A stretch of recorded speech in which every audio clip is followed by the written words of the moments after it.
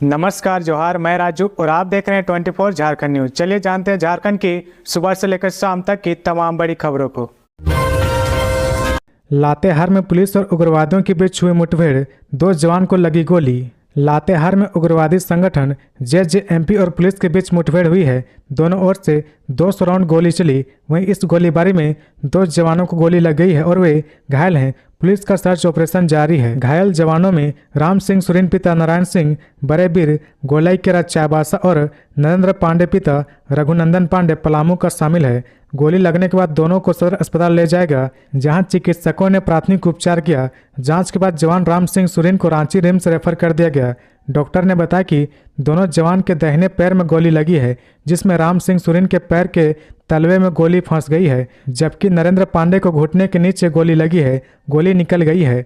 लातेहार थाना प्रभारी प्रमोद सिन्हा ने बताया कि पुलिस अधीक्षक कुमार गौरव को गुप्त सूचना मिली थी कि बोखाखार जंगल में 15 से 20 की संख्या में नक्सली 2 घर में ठहरे हुए थे।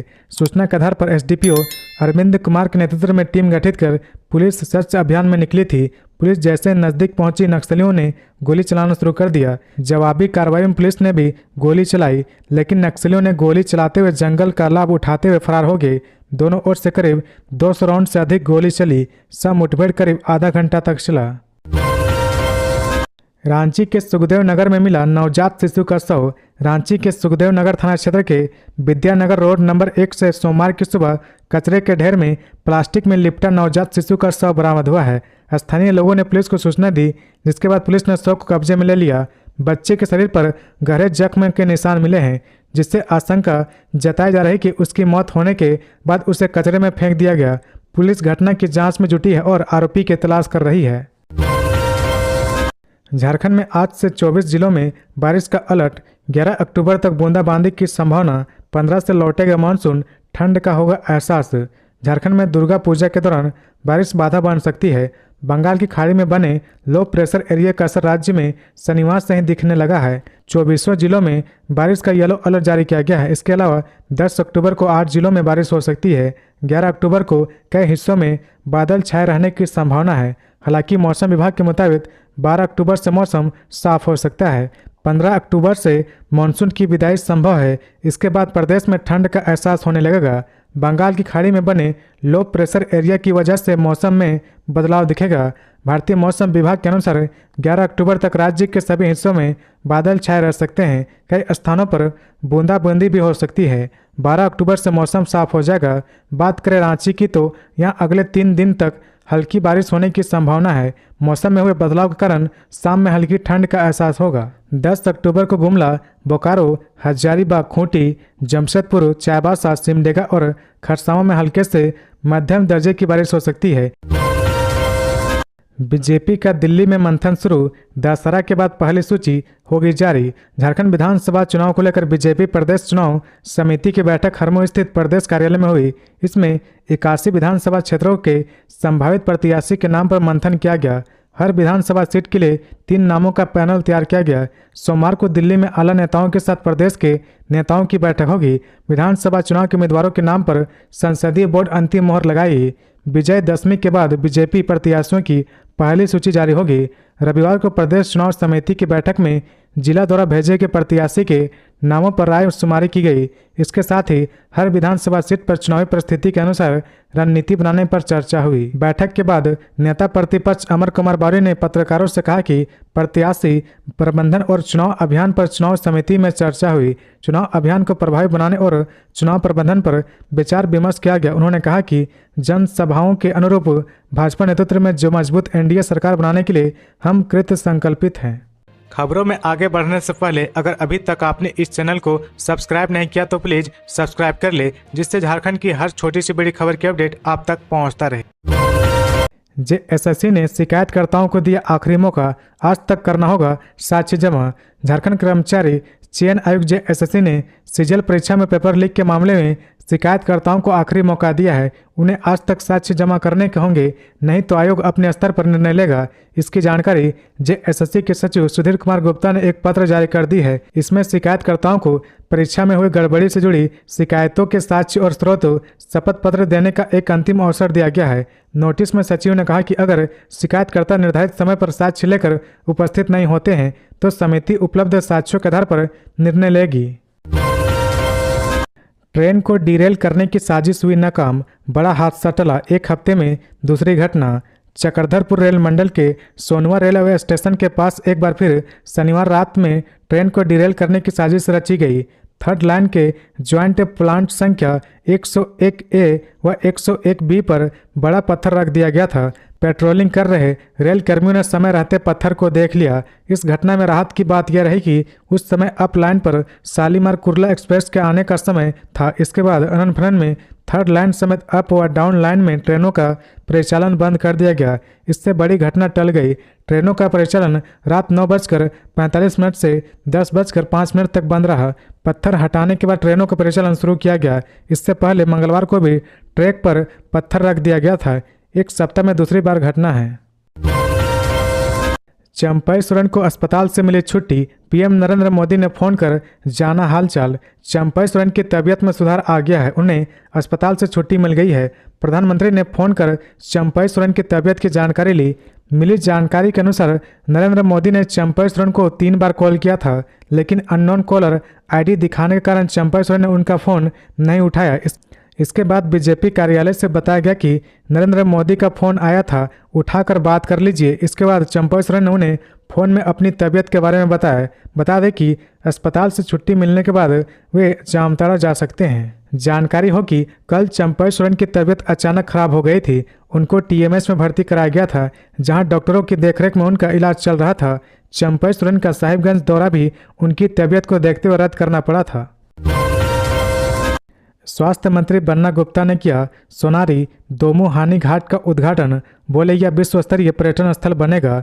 जमशेदपुर में स्वास्थ्य मंत्री बन्ना गुप्ता ने अपने विधानसभा क्षेत्र अंतर्गत सोनारी दोमुहानी में 2 नदियां खरकई और स्वर्णरेखा नदी के संगम स्थल पर बने नवनिर्मित घाट का उद्घाटन किया। इस दौरान मंत्री बन्ना गुप्ता की पत्नी सुधा गुप्ता, झारखंड कांग्रेस के प्रदेश अध्यक्ष केशव महतो कमलेश भी मौजूद रहे।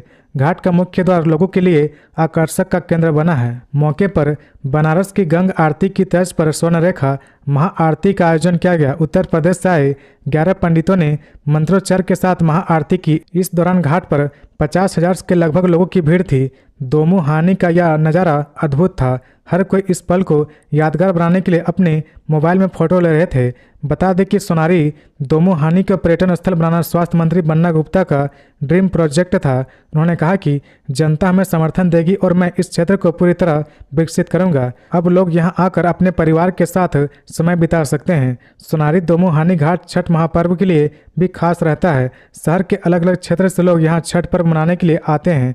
आम जनता को घाट पर कोई परेशानी ना हो, इसे देखते हुए क्षेत्र के विधायक सह मंत्री बन्ना गुप्ता ने दोमुहानी को पर्यटन स्थल बनाने का प्रयास किया है। इस घाट में उतरने के लिए सीढ़ियां बनाई गई है। इसके अलावा बैठने के लिए व्यवस्था की जा रही है। महिलाओं को सुविधा प्रदान करने के लिए चेंजिंग रूम और वॉशरूम की व्यवस्था पर भी काम किया जा रहा है। सुरक्षा के लिए एक पुलिस टीओपी भी बनाया गया है। ईडी जांच के नाम पर ठगी, वकील पर 5 करोड़ से ज्यादा की धोखाधड़ी का आरोप। रांची में ईडी जांच के नाम पर करोड़ों की ठगी का मामला सामने आया है। पांड्रा थाने में दर्ज एफआईआर के मुताबिक वकील सुजीत कुमार पर आरोप है कि उन्होंने ईडी के चार्जशीट में नाम शामिल न करने के लिए 5 करोड़ से ज्यादा की ठगी की है। पीड़िता संजीव पांडे का आरोप है कि वकील सुजीत ने उन्हें और उनके अधिकारी मित्रों को ईडी के केस से बचाने के नाम पर करोड़ों रुपए ऐंठ लिए। उसके बाद भी उनके नाम ईडी के चार्जशीट में आ गया। संजीव ने जब अपना पैसा वापस मांगा तो अधिवक्ता ने पैसा नहीं देने के एवज में 54 चेक जारी कर दिए और पैसे के बदले अपनी कार दे दी और एग्रीमेंट करा लिया। वहीं इस मामले में अधिवक्ता सुजीत ने भी संजीव पांडे के खिलाफ अपहरण का मामला दर्ज कराया है। अधिवक्ता ने अपने आवेदन में बताया कि संजीव पांडे और उनके कुछ साथियों ने उनका अपहरण किया और उससे 12 लाख रुपए वसूलने के बाद उसे छोड़ा। पुलिस दोनों पक्षों की ओर से दर्ज प्राथमिकी की जांच कर रही है। पांड्रा ओपी प्रभारी मनीष ने बताया कि पैसे के लेन देन और अपहरण को लेकर प्राथमिकी दर्ज कराई गई है। जांच के बाद आगे की कार्रवाई की जाएगी। कल्पना मुर्मू सोरेन ने कहा, विपक्ष PIL मास्टर गैंग बन गया है, किसी भी योजना के खिलाफ हाईकोर्ट चले जाते हैं।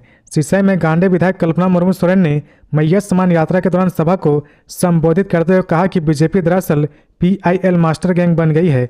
उन्होंने कहा कि हमारे पूर्वज सालों पहले से जानते थे कि वन ही हमारे जीवन को बचा सकता है, पेड़ ही हमारी रक्षा कर सकते हैं, इसलिए हम दशकों पहले से वन यानी प्रकृति की पूजा करते आए हैं, पेड़ की वंदना करते आए हैं। कहा कि हम इसे सजोते आए हैं। कल्पना सोरेन ने आगे कहा कि इसलिए हमारी संस्कृति, भाषा और परंपरा बची हुई है और यही हमारा गुमान और गर्व है। कहा कि भाषा का ख्याल रखते हुए हमारी सरकार ने कई काम किए हैं। कुड़ुक भाषा पर बोलते हुए कहा कि CM हेमंत सोरेन ने PM मोदी को पत्र लिखा है कि कुड़ुक भाषा को 8वीं अनुसूची में शामिल किया जाए। कहा कि हेमंत अपनी भाषा और संस्कृति को बचाने के लिए लड़ाई लड़ रही है और वे तब तक लड़ेंगे जब तक कि हमारी भाषा और संस्कृति व समृद्धि को पहचान नहीं मिल जाए। 2017 में चलती ट्रेन से गिरकर मरने वाली पत्नी को हाईकोर्ट ने 8 लाख मुआवजा देने का दिया आदेश। झारखंड हाईकोर्ट ने 2017 में चलती ट्रेन से गिरकर मरने वाले व्यक्ति की विधवा को 8 लाख रुपए का मुआवजा देने का आदेश दिया है। हाईकोर्ट ने रेलवे दावा न्यायाधिकरण के उस फैसले को खारिज कर दिया जिसमें उसने मृतक के परिजनों को मुआवजा देने से इनकार कर दिया था। हाईकोर्ट ने मामले की सुनवाई करते हुए फैसला सुनाया कि मृतक एक वास्तविक यात्री था, जबकि जांच रिपोर्ट के दौरान उसके पास टिकट नहीं था। जानकारी हो कि 7 जून 2017 को साहिबगंज जंक्शन से हावड़ा गया एक्सप्रेस में सवार शंभू साहनी की पीरपैंती के पास चलती ट्रेन से गिरकर मौत हो गई थी। घटना के बाद उसकी पत्नी कविता देवी ने रांची रेलवे दावा न्यायाधिकरण से मुआवजे की मांग की है, लेकिन उसे ठुकरा दिया गया। इसके बाद हाईकोर्ट में अपील की, जहां जस्टिस सुभाष चंद्र की कोर्ट ने सुनवाई की। CM हेमंत सोरेन ने केंद्र सरकार के सामने रख दी मांग, बोले ऐसा होगा तब हर बहन को देंगे 2500 रुपये। मुख्यमंत्री हेमंत सोरेन ने कहा कि सुप्रीम कोर्ट के आदेशानुसार केंद्र सरकार झारखंड वासियों का बकाया 1.36 लाख करोड़ रुपए लौटाना शुरू करे। झारखंड सरकार बिना शर्त 18 से 50 वर्ष तक की उम्र की हर झारखंडी बहन को इसी महीने से 2500 रुपये की किस्त भेजना शुरू कर देगी। CM हेमंत सोरेन ने अपने एक्स हैंडल पर पोस्ट कर लिखा कि कितनी हास्यास्पद बात है कि झारखंड में 2100 रुपये देने की बात करने वाले उड़ीसा में मात्र 830 रुपये महीना दे रहे हैं। जम्मू कश्मीर में हर परिवार की एक महिला को ही मां योजना का लाभ देने की घोषणा कर रहे हैं। मध्य प्रदेश में शर्तों सहित 1000 रुपये दिए जा रहे हैं। सोरेन ने लिखा कि पूरे देश में यह योजना समय की जरूरत है। प्रधानमंत्री देश के हर राज्य की हर बहन को एक समान 2500 रुपये भेजने की योजना भी जल्द लागू करे, वरना झूठों का जुमला फेंक बहनों के बीच भेद करना बंद करे। मैं प्रधानमंत्री से मांग करता हूं कि केंद्र अपने तरफ मैया सम्मान में आज ही 1100 रुपये जोड़े और आजीवन पैसे देने का लिखित संकल्प ले, वरना कुछ दिन बाद कोर्ट का सहारा लेकर योजना बंद करने की चालबाजी होगी। जॉब दिलाने के नाम पर आदिवासी महिला से ठग लिए 37 लाख रुपए। इस शहर में हुआ कारनामा। गोड्डा जिले के ललमटिया थाना क्षेत्र के अंतर्गत एक आदिवासी महिला से 37 लाख रुपए सरकारी नौकरी दिलाने के नाम पर ठग ले गए। इस बाबत पीड़िता ने पुलिस को बताया कि उसे ECL के हुर्रा सी प्रोजेक्ट में नौकरी दिलाने के नाम पर ठगा गया है। थाने में दिए आवेदन में बासाडी गांव की पीड़िता महिला ताला बीटी किस्कुक ने कहा कि 21 मई 2019 से लेकर अब तक उसने दिनेश मुर्मू जिला परिषद BRA जोर को कुल 37 लाख रुपए दिए हैं। इनमें से 9.5 लाख रुपए दिनेश मुर्मू को और 9,30,000 रुपए उनकी पत्नी रीना सोरेन ने चेक के माध्यम से दिए हैं। इसके अलावा 18 से 20 लाख रुपए नकदी दिए गए हैं। महिला द्वारा चेक की फोटोकॉपी भी संकलन की गई है।